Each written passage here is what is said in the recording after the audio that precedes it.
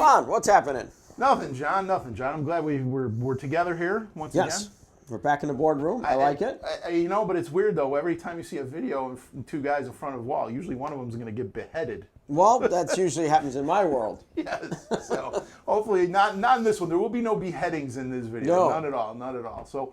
Watching too many cartel movies. I know. That's what I'm saying. That one week in Mexico really turned you into a narcos. I can see it already in There you. you go. Yeah. I didn't go to La Buntano or whatever the heck it was with you guys. So. Yes, but you were still present though. Yes. John, you wanted to talk to the people about the shipping issues this year, real quickly. Okay, well, yes, shipping has been a real problem this year. It's certainly no secret. Anyone in the business knows what they're going through with shipping. A lot of our listeners might not realize that shipping's up like 84%. They may not know what's going on as far as containers are taking almost 2 months to land. A lot of containers are stuck in Long Beach. Now, this is just not a fireworks. This is general merchandise all over the world. So you're talking about increased prices at the grocery store, increased prices at the fireworks store, and all around you see furniture is backlogged. Everything is really in a bad shape this year, and fireworks is certainly at the top of the list because of the hazmat and everything else. And because it's hyper seasonal, it's even worse. It's hyper seasonal. So yes, if we don't get containers shipped out by April 1st. At least by April 15th, there's a good chance that they're not going to arrive before July 4th. So all the wholesalers should get their orders in early. Yes, and they have been doing it, and I'm starting to get nervous myself. We're running through inventory like crazy. But, we've always tried to maintain a bunch on hand, so we're going to be watching the situation closely.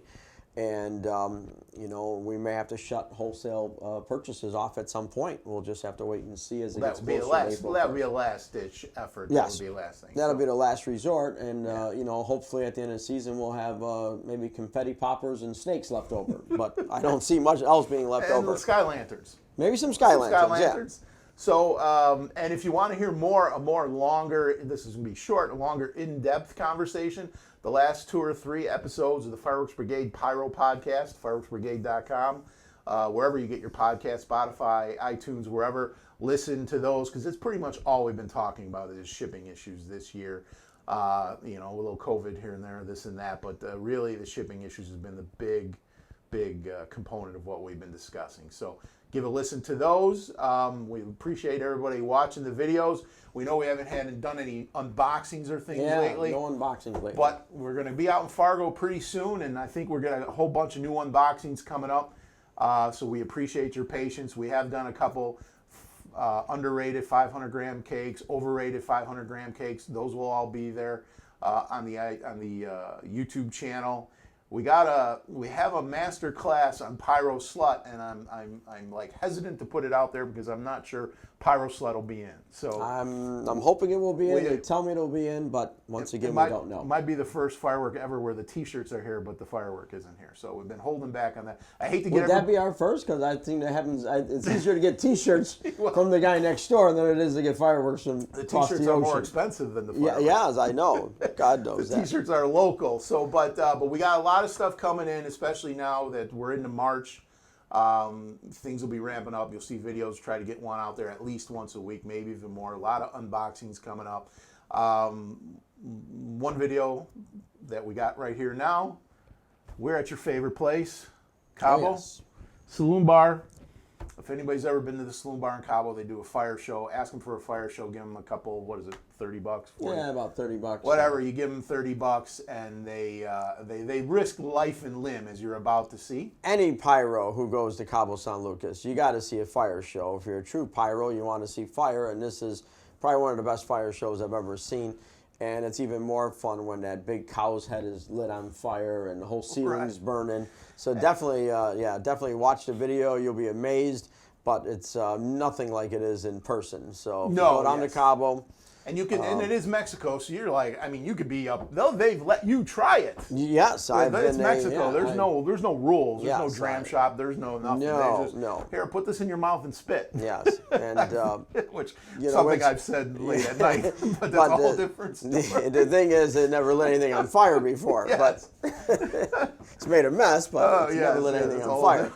Yeah, true pyros. Get down to the Saloon Bar. Good friends over there, Fernando and Alex and my good buddy Alan. So definitely get down to go down to see the fire show. And also, I know you pyros. I know you don't like we get the most hits on like the 100 shot salute for 100 episodes with Cody B. But if you wanna hear and see Joe Biden tell Tony Montana to wear a mask, just click 1 or 2 down the road here, and you can see the unrehearsed Johnny Starr doing his imitation of Joe Montana. Let me tell you, doing 2 imitations at one time in an interview is very hard. It's not easy to do. I still say it's me. I'm the brains behind the. Well, you might be the brains behind it, but it's still my. You're the talent. Expertise and talent. You know, absolutely. Just like Britney Spears' father may be the brains, but without Britney Spears singing in Hollywood, Planet Hollywood, he's got no money coming in. You're always right. So we appreciate everyone watching and listening, and please keep listening. I'm always right. Refer back to question number 1. Yes. Watch this fire show. This is great. It's only a minute and a half. John and I are commenting on it as we were watching it.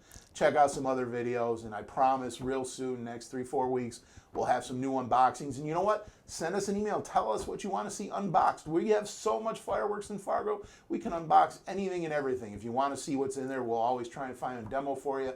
Put that in there as well. Master class, unboxing. You know who likes the unboxing the best? Who? Is our stockers, because it's one less box they have to open. Because we've already done it. We already opened it for them. All right. With that, thanks a lot, guys. We'll see you soon. See you soon.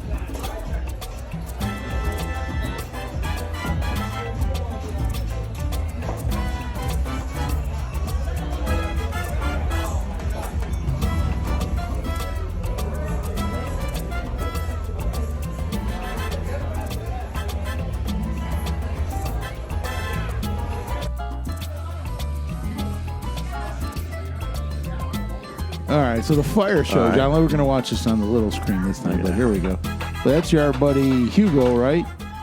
No, that's Alan. No, Hugo was behind the bar with the bottles. Now here's is that Alan? That's Alan. Okay, yeah, he's got the towel. And now he lights this. You tried this lighting your hands once. Yeah, and it didn't work out. I started my father on fire. I mean, look at it. That you know how painful that is. Yeah, he looks like he's in pain. Oh, that and that acid in his throat is terrible. Look at that. There you go. Look at that. Look at Spit all over the place. Look at that. Yeah, that's quite good. So it keeps the ceiling on fire. Yeah. The whole bar is on fire. Keeps the ceiling on fire. Look at that, spilling onto the floor. The floor is on fire. You couldn't do this back in Chicago. They'd have the Chicago Fire Department there. Bob would show up in his truck. Yeah, we came and light a sparkler. No, look at that. They really do a good job on this fire show. Oh yeah, admit, the Saloon Bar. And look at all that. How many? So that's his third big gulp of that stuff. Did you try that? You tried to drink that stuff? No, I'll swallow it. So I just tried to put it on my finger, and it hurt my finger. The key is you got to make sure you blow it out away. You don't suck it back in, because that could be very bad. Well, no, that's what I mean. I would end up swallowing it because I don't know how to spit. All right. Oh wow, look, that was a big one. Yeah. Holy cow. Yeah, the Gene Simmons Training School.